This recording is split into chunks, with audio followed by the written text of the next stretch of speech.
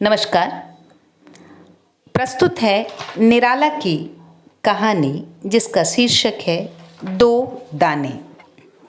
इस कहानी का रचना काल सन 1946 ईस्वी है और यह कहानी नई कहानियाँ शीर्षक की मासिक पत्रिका में 1961 में प्रकाशित हुई थी। तो सुनते हैं निराला की कहानी दो दाने। तूफान और बाढ़ के दिन बीत चुके थे। हरा भरा बंगाल बाहर से वैसा ही है मगर भीतर से जला हुआ। पूर्वी मोर्चे पर कड़ी चढ़ाई है। कितने ही एरोड्रम अमेरिकन वायुयानों से भर चुके हैं। पूरब की गश्त जोरों पर है। रात को ब्लैकआउट। कलकत्ते में हाथ नहीं सूझता। सनसनी का बाजार गर्म है। चावल और धान से व्यापारियों मारवाड़ियों ने अपनी कोठियां भर ली हैं। अन्न इतना महंगा हो गया है कि मोल नहीं लिया जाता। गांव के बाजार खाली हो गए हैं। न पैसा है न अन्न। पहले लोग उपवास करने लगे, दिन में एक वक्त, फिर 2 दिन में एक वक्त, बाद में यह भी मुहाल हो गया। पेड़ों की कोपलें उबाल कर खाने लगे। कुछ दिन में ही हरा भरा बंगाल ढूंढा हो गया। आदमी और ढोरों के पेट में पेड़ों के पत्ते चले गए। भूख की ज्वाला बढ़ती गई।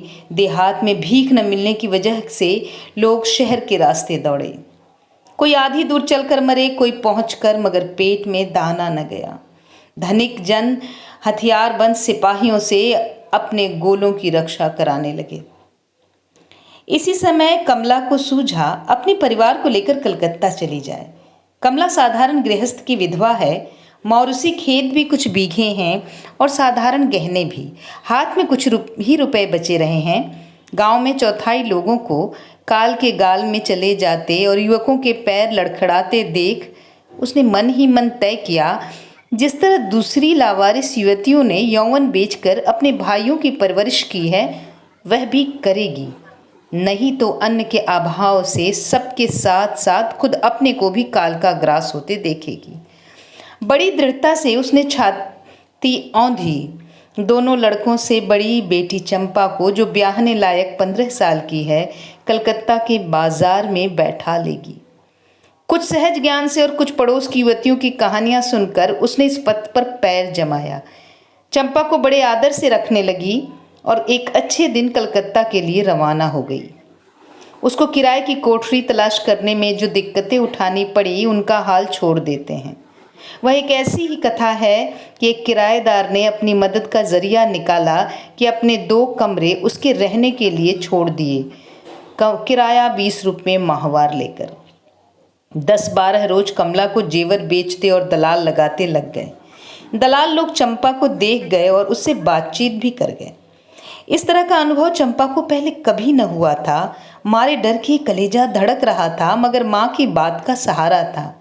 इस अरसे में माँ ने बड़ी तालीम दी, बड़ा ढाढ़स बंधाया, बड़ा दिल मजबूत किया। बिहारी एक रोज शराब की दुकान पर पहुंचकर खड़ा हो गया। झाबरमल को बकरों की सप्लाई में 1 लाख रुपयों का मुनाफा हो चुका था। उनका संबंध गवर्नमेंट से नहीं, कॉन्ट्रैक्टर से था। बकरा सप्लायर झाबरमल सुहावने समय के साथ कदम बढ़ाते हुए बोटी और शोरबे का स्वाद ले चुके थे। फलतः बोतल वासनी से भी प्रेम था। संगत के गुण से दूसरे खरीद फरोख्त भी की तरह बाजार की वेश्याएं भी थीं। वह अनुभवी बिहारी की आंख से नहीं बच सके। उनके बोतल लेकर निकलते ही बिहारी ने उंगलियों से अमरूद दिखाया। झाबरमल ने मतलब समझकर पूछा, कहाँ? बिहारी ने जवाब दिया, बाबू गृहस्थ, बहुत हंगामा न चलेगा। झाबरमल ने कहा, खाना पीना? बिहारी, हाँ मगर बहुत संभल कर, माल नया है, कलकत्ते में न मिलेगा। झाबरमल की दोनों आंखों से कामुकता का दरिया उमड़ चला। पूछा, कोई दोस्त अगर साथ हो? बिहारी, बाबू हम इतना ही कहेंगे, फ्रेश माल है, अभी देहात से आया है, कलकत्ता शहर भर में न मिलेगा। झाबरमल ने जमकर पूछा, लेकिन यह तो बताओ। बिहारी, बाबू पहले माल देखिए। आंखें हिरन की, बाल घुटने तक, रंग गोरा, 14-15 साल की उम्र, पेट है बाबू, पेट, नहीं तो खानदानी घर है। झाबरमल को जैसे एक स्वास्थ्य मिला। पूछा, पता क्या है? बिहारी ने धीरे से अपनी छाती ठोक कर कहा, बाबू हम ही ले चलेंगे, खिदमत में हम ही रहेंगे, नहीं तो ऐसा माल आप जैसे बाबुओं से छूटकर गुंडों के हाथ लगेगा। तभी झाबरमल के एक मित्र ने उसको पुकारा। झाबरमल ने अपने मित्र की ओर बढ़ते हुए कहा, कल फिर इसी समय आओ। वहीं एक किनारे एक तरुण जिसने फौज में अफसर की जगह स्वीकार की थी, चुपचाप खड़ा अधकटी बातें गौर से सुन रहा था। झाबरमल के चले जाने के बाद उसने बिहारी को बुलाया और जेब से 1 रुपया देकर सिगरेट दिया सलाई खरीद लाने के लिए कहा। पास की ही उसकी मोटर खड़ी थी। बिहारी के खरीद लाने पर उसने सिगरेट और दिया सलाई ले ली और बाकी पैसे बिहारी को वापस कर दिए। फिर मोटर पर बैठते हुए बिहारी को भी बैठने के लिए कहा। बिहारी भले मानुषों की डाल का बंदर, कभी इस डाल पर कभी उस डाल। संकेत मिलते ही मोटर में एक बगल बैठ गया। बैठते ही देखा पायदान के पास एक बोतल रखी है। अफसर की इच्छा थी कि बिहारी की कुल बातें सुने, मगर उनकी तड़क भड़क से बिहारी घबराता था कि लगी रोटी छूट न जाए, नहीं तो अपना मतलब गांठने का श्री गणेश कर देता। सिर्फ हिम्मत बनती थी बोतल को देखकर। मन ही मन उसने निश्चय किया कि यह फैशनेबल बाबू रुपए के बाजार में मारवाड़ियों की बराबरी न कर सकेगा। अफसर ने पूछा, तुम मुझसे क्या बातचीत कर रहे थे? बिहारी ने मुस्तैदी से जवाब दिया, रोटियों का सवाल था कि कोई रोजी लगा दे। तरुण अफसर अपने मन का भेद देना नहीं चाहता था। बातचीत का लुब्बो लबाब वह मज़े में समझ चुका था और अपनी तीखी साहित्यिकता के कारण मदद भी करना चाहता था, मगर बिहारी की हिम्मत ढीली रही। अब तक मोटर अफसर के कमरे के नीचे वेल्सली रोड पर आई। वह उतर कर अपने कमरे में चला और बिहारी को भी बुलाया। बिहारी उसके पीछे हो लिया। दूसरी मंजिल के एक अच्छे कमरे में उसका वास था। कई और कमरे थे। ड्राइवर मोटर गराज में ले गया। बैठकर सिगरेट सुलगाते हुए मुस्कुराकर तरुण ने कहा, काम पड़े तो यहाँ आना, हमारी जगह देख चुके? अच्छा, अब जा सकते हो। दूसरे दिन बिहारी फिर अपने ठिकाने पर गया और झाबरमल के लिए इंतजार करने लगा। इससे पहले वह कमला से बड़ी बड़ी बातें हाँक चुका था। कमला दिल पर पत्थर रखकर सुन चुकी थी। चंपा सतीत्व की बड़ी बड़ी कहानियों और बड़े बड़े आदर्शों पर बड़ी बड़ी आंखें फाड़कर गौर कर चुकी थी। शैलाधिराज तनया नमयोत न तस्थौ वाली दशा चंपा की थी। जो कुछ भी वह कर रही थी प्रकृति के इंगित से जैसे उसका अपना कोई बस नहीं है। रोज सैकड़ों आदमियों के मरने और भीख मांगते फिरने की खबरें सुनती थी और कुछ देखती भी थी। परिस्थिति को दूर तक समझने की ताकत न थी, न परिस्थिति के खिलाफ कदम उठाने की हिम्मत। दबे हृदय से उभरती आशा की किरणें पकड़े हुए कमला ने सम्मति दी और चंपा ने माँ जैसी कहेगी वैसा होगा कहा। 20 रुपये पर तय हुआ। यह सब मालूम था। बिहारी गया था। नियत समय पर झाबरमल आए। पहले की तरह शराब की दुकान से एक अद्धा खरीदा। बिहारी को पहले देख लिया था कि अपनी जगह पर खड़ा दीन भाव से ताड़ रहा है। खरीद कर चलती हुई टैक्सी बुलाई और बिहारी के साथ बैठ गया। एक साथी और था जो रास्ते से निकास पर खड़ा था, उसको भी बिठा लिया। अफसर ने अपने ड्राइवर और नौकर को पहचान दिया था और गाड़ी से जाकर दुकान के पास कुछ फासले पर गाड़ी के पास हाथ छोड़ गया था। आज्ञा दी थी कि बिहारी की आंख बचाकर गाड़ी लेकर उसका पीछा करे। अगर गली में जाए तो एक आदमी साथ हो ले, जिस मकान में जैसे जाए उसका पूरा पता जल्द दे। झाबरमल के चलने के साथ कुछ फासले से अफसर वाली गाड़ी भी पीछे लगी। झाबरमल की गाड़ी सीधी चलती गई और नहर के पार नारिकेल डांगा की एक मामूली गली में घुसी। पीछे वाली मोटर भी लगी रही। टैक्सी से रुकने पर पीछे वाली मोटर कुछ पहले ही रुक गई। रात 8 का समय। बिहारी के साथ सेठ जी किराया चुकाकर एक गली के भीतर घुसे। दूसरी मोटर के एक आदमी ने पीछा किया। मकान के दरवाजे पर सेठ जी को खड़ा करके बिहारी भीतर गया। कुछ देर बाद सामने वाली कोठरी में सेठ जी को ले गया और उसने उनके मित्र के साथ बिठाया। इधर का आदमी लौटा और सीधे अफसर को चलकर खबर दी। जिस वक्त सेठ जी भीतर बैठे थे कमरा खाली था। सिर्फ धीमी बत्ती अपने मन से जल रही थी। कमरा का हाल बयान से परे था। हृदय के टुकड़े टुकड़े हो रहे थे। पुरानी मर्यादा का बांध टूट रहा था। दुख के आंसू उमड़कर सारा घर डुबो देना चाहते थे। बच्चे सहम न जाए, चंपा घबरा न जाए कि आता हुआ दाना तूफान और बाढ़ में जैसे उड़ जाए और बह जाए। वह पत्थर से दिल को बांध रही थी। कांपते हाथों भी बेटी को एक साफ साड़ी पहनाकर सजाया। बाल शाम को संवार दिए। कुमारी की मांग में सिंदूर न था, आंख में भी ज्वाला थी। उसको समझदार ही समझता। बिहारी रुपए लिए खड़ा था। कमला चंपा को सजाकर धीरे धीरे ले आई। कमरे के पास आते ही बिहारी ने रोका और चंपा की बाह पकड़कर सेठ जी के पास ले गया। धीमे प्रकाश में सेठ जी ने जो सौंदर्य देखा उससे अनुभवी व्यवसायी की आंखों में अंधेरा नहीं छाया। उसने और अच्छी तरह देखा। चंपा प्रथा कुछ न जानती थी। आज उसकी विवाह की जैसी पहली रात है। दो प्रिय हैं, हृदय में कंप है लेकिन पुलक नहीं, आत्मा में कर्तव्य निष्ठा है लेकिन स्त्री भावना का संप्रदाय नहीं। बिहारी ने कहा, बाबू यही है गृहस्थ, और तो सब कहा जा चुका है। अगर रहना चाहें तो आपको तो मालूम है। चंपा को बांह पकड़कर एक बगल बिठा दिया। वह कुमारी की तरह सिर उठाए बैठी रही। सेठ जी ने 10-10 के 2 नोट निकालकर चंपा को दिए। चंपा ले नहीं रही थी। बिहारी के डांटने से ले लिया। बिहारी ने हाथ फैलाकर कहा, हमको दे दो। सेठ जी ने बात काट कर पूछा, तुम्हारा कितना होता है? बिहारी ने दोनों हाथ की उंगलियां और अंगूठे उठाकर दिखाए। सेठ की धनाढ़ता के पूरे चांद को देखकर उसकी वाणी का सागर भी बिना उमड़े नहीं रहा। मुंह से भी आवाज़ निकली, 10 रुपये। कमला से न रहा गया। मर्यादा का बांध टूट गया। कंठ प्रवाह से निकला, झूठ। सेठ जी ने मुस्कुराकर अपनी मातृभाषा में गाली देते हुए कहा, खब्बीस साले, आधे आधे का साझा है, हमको तो चवन्नी भी नहीं मिलती। बिहारी ने कहा, इसका आधा बाबू। सेठ जी ने 5 रुपये का नोट निकालकर अपनी तरफ से उसको दिया और पूछा, और किसको किसको ले आए हो? खुश होकर बिहारी ने खीस निपोड़ी और सिर हिलाया। कहा, कोई नहीं बाबू, आप पहले आदमी हैं। नासमझ चंपा कुमारी की तरह मुस्कुराई। बिहारी ने कहा, ये रुपए अपनी माँ को दे दे। चंपा उठकर चली। उसको तालीम मिल चुकी थी। वह माँ की ओर बिहारी की आज्ञा मानकर चलेगी। उसकी चाल में सेठ जी ने देखा कोई बाजारू गति नहीं। चलकर उसने माँ को दोनों नोट दिए।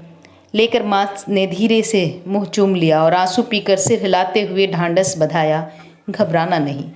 सेठ जी उठकर खड़े हो गए। बिहारी ने पूछा, तुम साले भले बदन में दांत की तरह लगने वाले हो, इससे कौन सा रिश्ता रखते हो? बिहारी ने कहा, अन्नदा है मेरी। सेठ जी ने कहा, यह कहो कि बहन है छोटी। बिहारी कुछ शर्माया, कुछ कच्चा पड़ा सिंगारी प्रभाव के कारण, मगर रुपए के अदब से दबकर कहा, हाँ बहन है बाबूजी।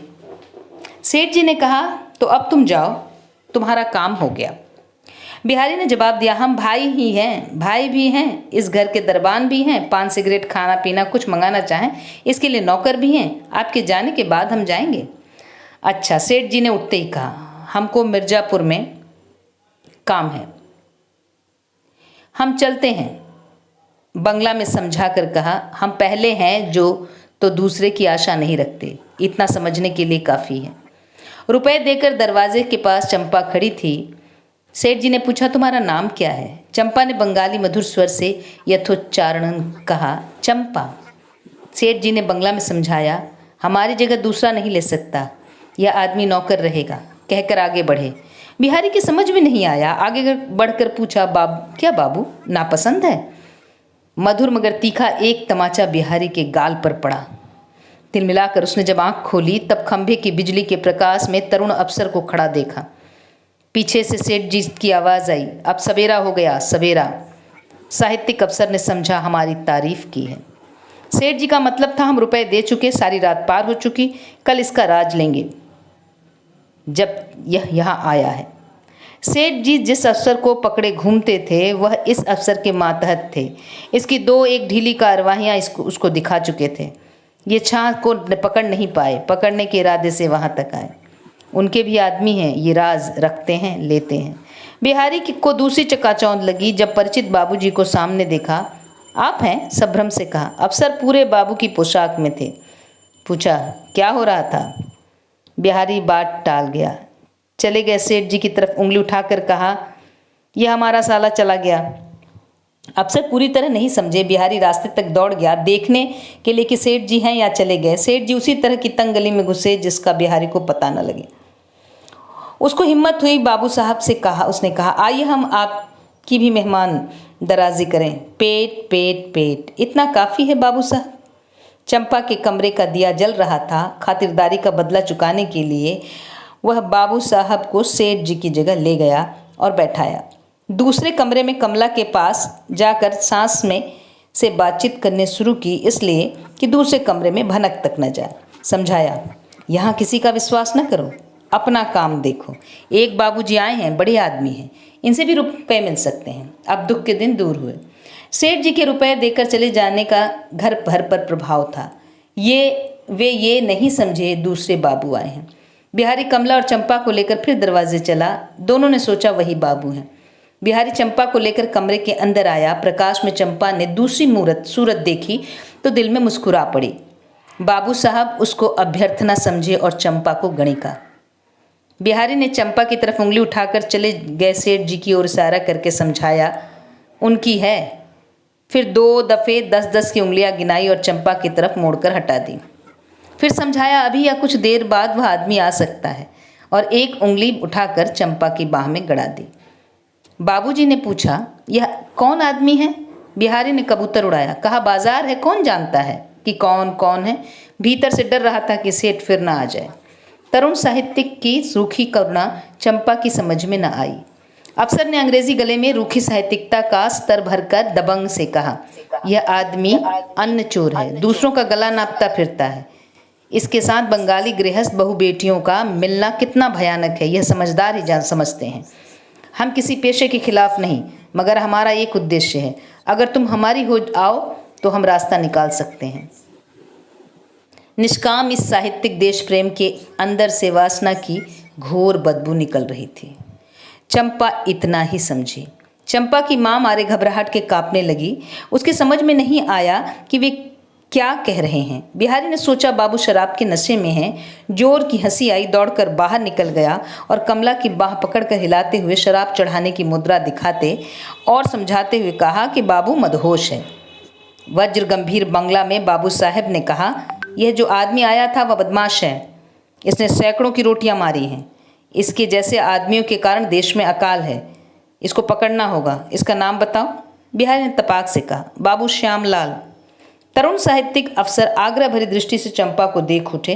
बाबू श्यामलाल मुश्किल से खत्म हुए ब्लैकआउट को उसके जीवन में फिर न लगा दे। इस डर से उठकर चले और कहा, हमारे आदमी हो, फिर समझोगे कि हमसे तुम्हारा उपकार है, या ऐसे गर्दन मरोड़ हत्यारों से। तुम्हारी समझ का पत्थर उलट जाएगा, तब समझ में आएगा।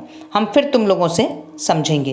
कहकर विलायती और साहित्यिक चाल से बाबूजी बाहर निकले और अपना रास्ता लिया। चले जाने पर कुछ दूर तक बिहारी पीछे लग गया। उन्होंने बिहारी को अपने घर पर बुलाया। कमला ने चंपा को बुलाकर पूछा, इनमें से कौन अच्छा है? चंपा ने कहा, पहला। धन्यवाद।